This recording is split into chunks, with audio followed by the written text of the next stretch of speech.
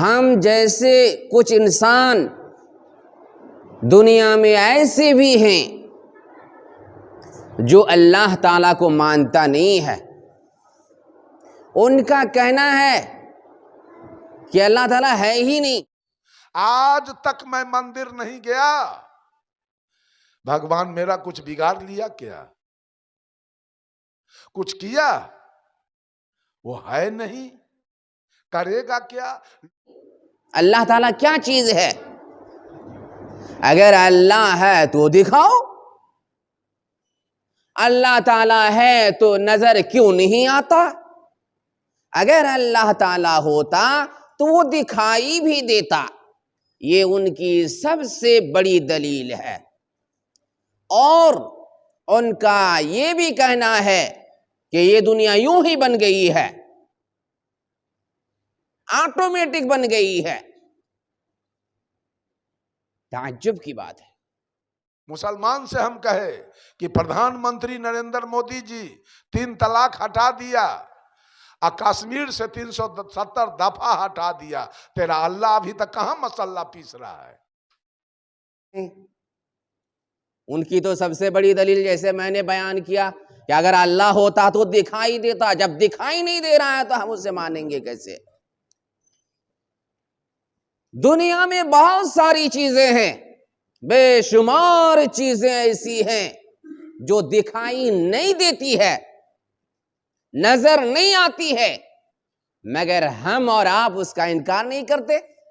ہوا محسوس کر رہے ہیں مگر ہوا ہمیں دکھائی نہیں پڑ رہی ہے، تو کیا ہم ہوا کا انکار کر دیں گے کہ ہوا تو نظر نہیں آتی تو ہم ہوا کو کیوں مانیں؟ انکار نہیں کر سکتے. کسی سے کہا جاتا ہے یہ آدمی بڑا سمجھدار ہے، بہت عقل مند ہے. آدمی تو دکھائی دیتا مگر اس کی عقل مندی نظر نہیں آتی. اب ہم کہیں گے وہ عقل مند نہیں ہے، اگر عقل مند ہے تو اس کی عقل مندی دکھاؤ. آدمی بڑا ہوشیار ہے، ہم کہیں گے آدمی تو ہے مگر ہوشیار کیسے ہے؟ ہوشیاری دکھاؤ. تو عقل مندی نظر آتی؟ ہوشیاری نظر آتی؟ کیا آپ اس کی عقل مندی کا انکار کر دیں گے؟ اس کی ہوشیاری کا انکار کر دیں گے؟ نہیں.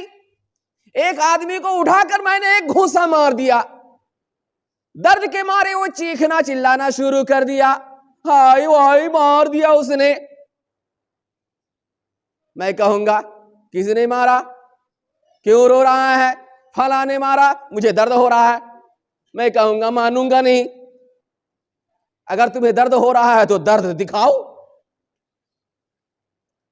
یہی بات ہے. اور بھی ڈھیروں مثالیں دی جا سکتی ہیں انسان کو سمجھانے کے لیے، ان لوگوں کو سمجھانے کے لیے جو کہتے ہیں کہ اس دنیا کا کوئی بنانے والا نہیں ہے، کوئی رب نہیں ہے، کوئی پربھو نہیں ہے، کوئی پالنہار نہیں ہے، کوئی اللہ نہیں ہے، کوئی ایشور کوئی پرمیشور نہیں ہے. میرے بھائیو، اگر آپ کہتے ہیں کہ اللہ ہوتا تو دکھائی دیتا، بے شمار چیزیں ہیں جو ہیں، آپ مانتے ہیں، ہم مانتے ہیں، مگر وہ دکھائی نہیں دیتی ہے، اس کے باوجود بھی مان رہے ہیں. ٹھیک اسی طرح سے اللہ ہے مگر وہ دکھائی نہیں دے رہا ہے، لیکن اس کے چمتکار تو ہیں. یہ آسمان کس نے بنائے؟ کون ہے اس آسمان کو بنانے والا؟ کسی بھی انسان کا نام لیا جا سکتا ہے؟ نہیں لیا جا سکتا. یہ زمین کس نے بنائی ہے؟ اتنی بڑی زمین ہے کوئی انسان جس کا نام لیا جا سکتا ہے؟ نہیں لیا جا سکتا. یہ سورج، چاند، ستارے، سیارے، ہوا، پہاڑ، جنگلات، دریا، بڑی بڑی ندیاں کس نے بنائے؟ زمین پر پودے کون اگانے والا ہے؟ ہم تو زمین پہ بیج ڈال دیتے ہیں، اگاتا کون ہے؟ طرح طرح کے پھل کیا کہتے ہیں پیڑ پودے لگاتے ہیں، اس میں جو پھل آتے ہیں وہ کون پھلدار ان درختوں کو بناتا ہے؟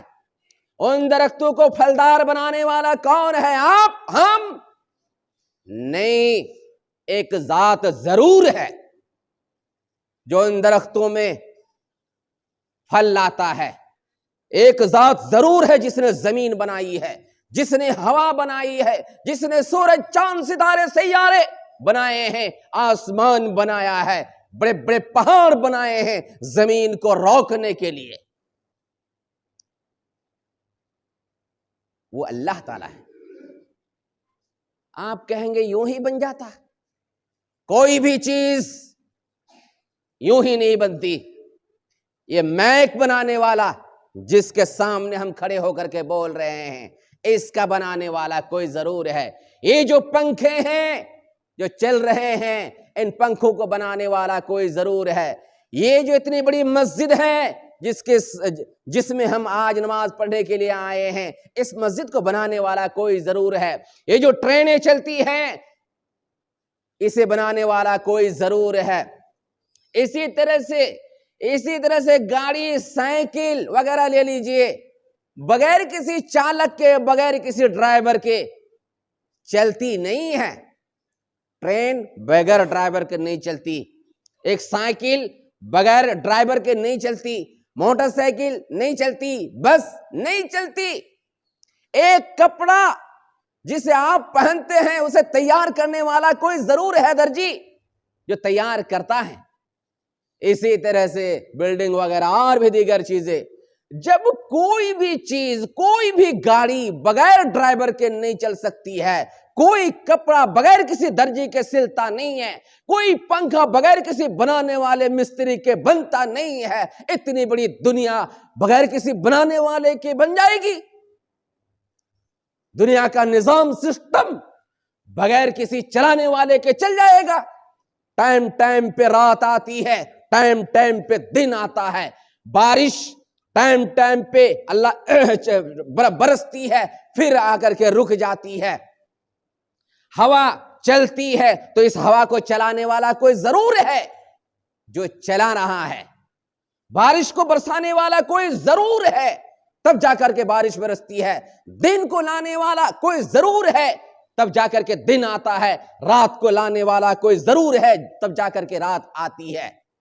सूरज को पूरब से पश्चिम की तरफ लाने वाला कोई जरूर है, इसी तरह से चांद को निकालने वाला कोई जरूर है। जब कोई काम यूं ही नहीं हो सकता तो दुनिया का सिस्टम यूं ही कैसे चल सकता है? और वो अल्लाह रब्बुल आलमीन है। एकम सद्विप्रा बहुधा वदन्ति, ये अथर्ववेद और ऋग्वेद के एक मंत्र का अंश है।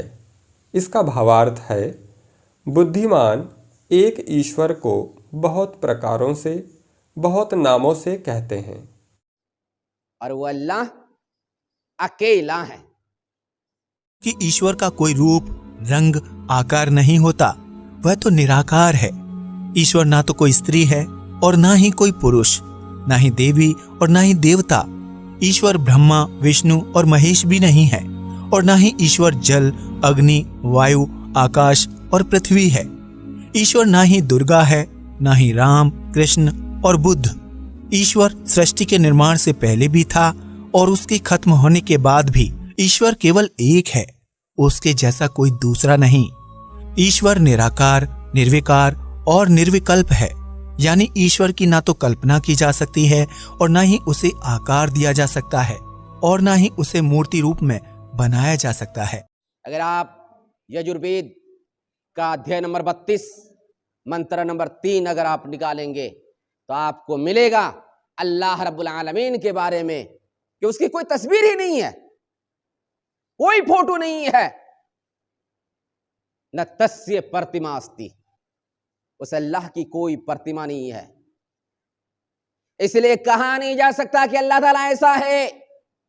कुरान भी इसी तरह कहता है। आप उठाइए कुरान, सूरह शूरा, सूरह नंबर 42 आयत नंबर 11, लैस कमिस्लिही शैउन व हुवस समीउल बसीर, कि उस अल्लाह की तरह कोई भी चीज नहीं है, कोई भी चीज नहीं है। और वो लोग भी, हिंदू भाई भी मानते हैं कि अल्लाह रब्बुल आलमीन एक है, لیکن بھگوان ڈھیروں ہیں، اس کے چہرے الگ الگ ہیں،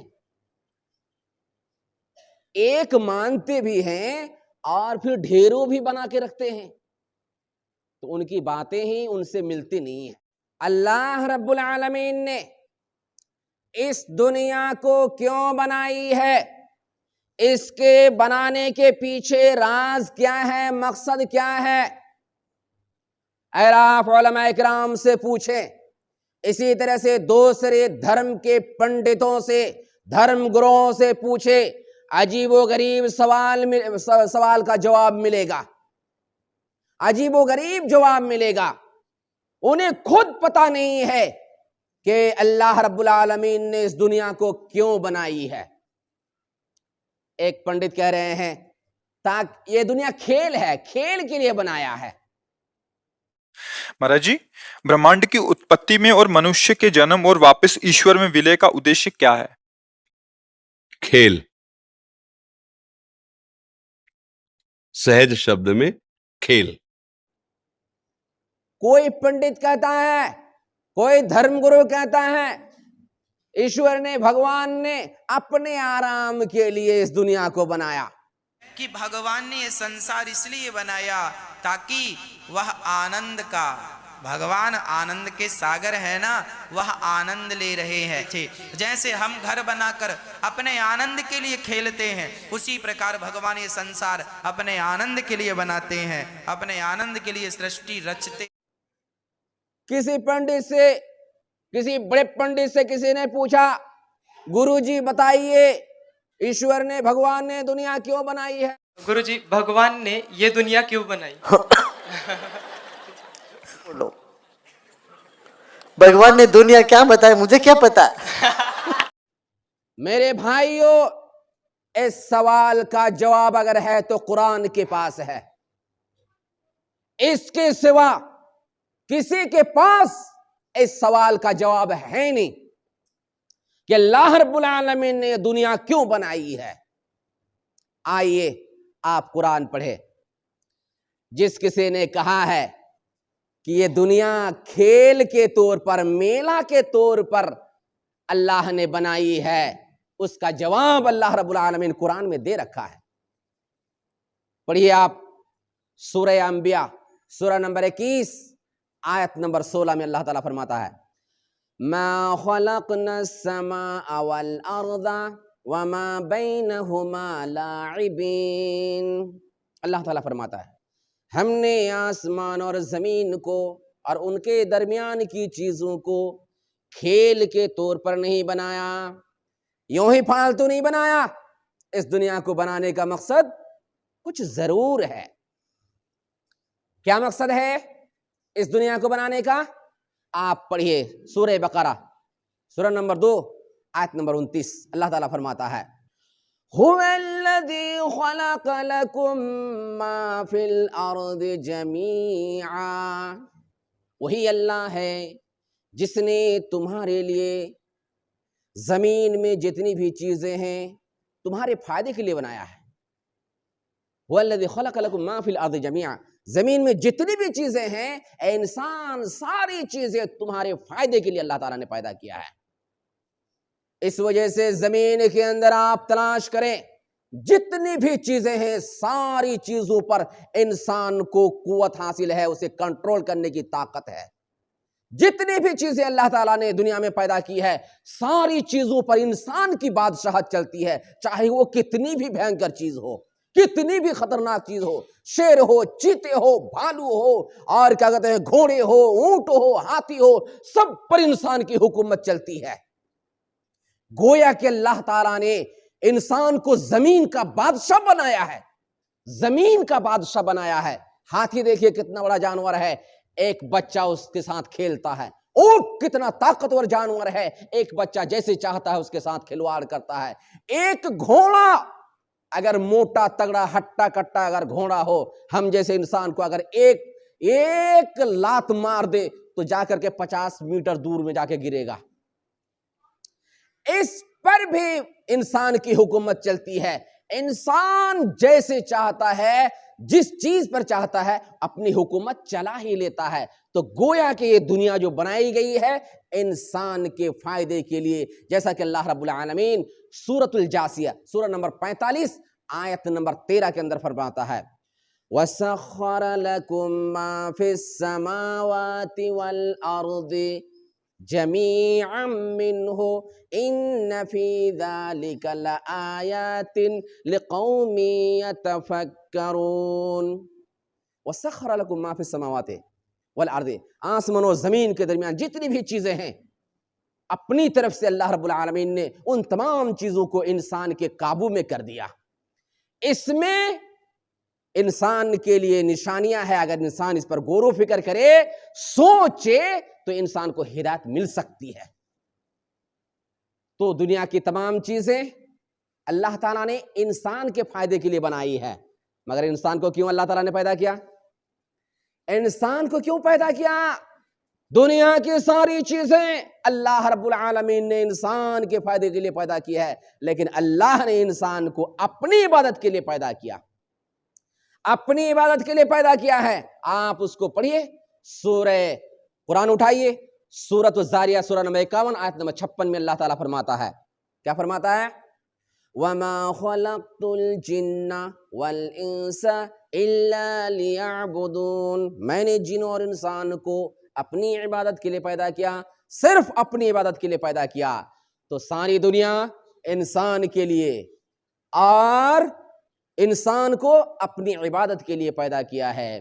اس وجہ سے اللہ رب العالمین سورۃ البقرہ سورہ نمبر 2 کی آیت نمبر 21 کے اندر فرماتا ہے یا ایھا الناس اعبدوا ربکم الذی خلقکم.